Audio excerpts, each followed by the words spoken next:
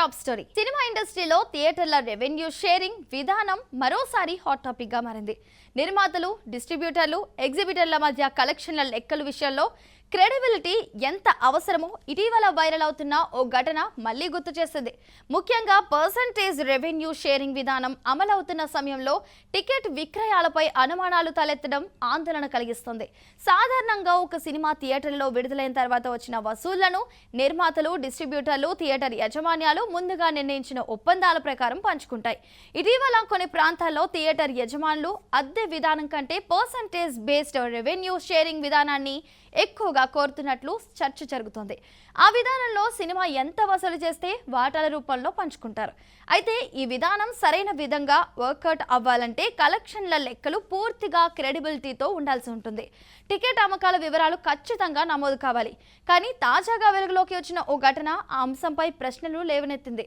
ఒక థియేటర్లో రీసెంట్గా ఓ షోకు కొన్ని టికెట్లు సేల్ అవ్వగా రికార్డుల్లో మాత్రం అందులో సగం మాత్రమే నమోదు చేసినట్లు సమాచారం బయటకు వచ్చింది.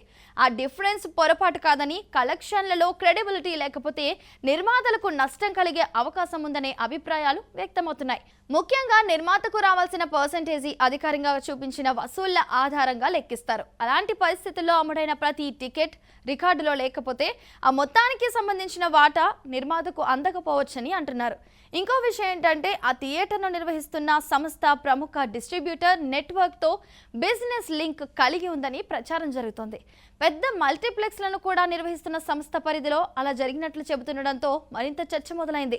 చిన్న థియేటర్లలో కాకుండా పెద్ద స్థాయి సంస్థల వద్ద కూడా ఇలాంటి ఆరోపణలు రావడం ఆందోళన కలిగించే అంశంగా మారింది. ఇండస్ట్రీలో గత కొంతకాలంగా నిర్మాతలు తమ ఖర్చులు, బడ్జెట్లు, వసూళ్ల లెక్కలు పారదర్శకంగా వెల్లడించాలనే డిమాండ్లు వినిపిస్తున్నాయి. అదే సమయంలో థియేటర్ స్థాయిలో జరిగే టికెట్ సేల్స్ లెక్కలు కూడా స్పష్టంగా ఉండాలని పలువురు అభిప్రాయపడుతున్నారు. ఒకవైపు నిర్మాతల నుంచి పూర్తి పారదర్శకత కోరుతూ, మరోవైపు టికెట్ విక్రయాల విషయంలో డౌట్స్ వస్తే అది పరిశ్రమకు మంచిది కాదని చెప్పాలి. ప్రస్తుతం ఓటీటీలు, డిజిటల్ ప్లాట్ఫామ్స్ నుంచి తీవ్ర పోటీ ఎదుర్కొంటున్న థియేటర్లకు ప్రేక్షకుల రెస్పాన్స్తో పాటు నిర్మాతల నమ్మకం కూడా ఎంతో కీలకం. అందుకే టికెట్ విక్రయాల నుంచి కలెక్షన్ లెక్కల వరకు ప్రతి విషయంలో క్రెడిబిలిటీ ఉండాల్సిన అవసరం ఉంది. నిర్మాతలు, డిస్ట్రిబ్యూటర్లు, ఎగ్జిబిటర్లు నమ్మకంతో ముందుకు సాగినప్పుడే సినిమా బిజినెస్ హెల్తీగా కొనసాగుతుందనే అభిప్రాయం వ్యక్తమవుతుంది. సో ఇవాల్టి టాప్ స్టోరీ ఎపిసోడ్ చూసారు కదండి. మరో ఇంట్రెస్టింగ్ టాపిక్తో మళ్ళీ కలుద్దాం. Keep watching Mahaa Max.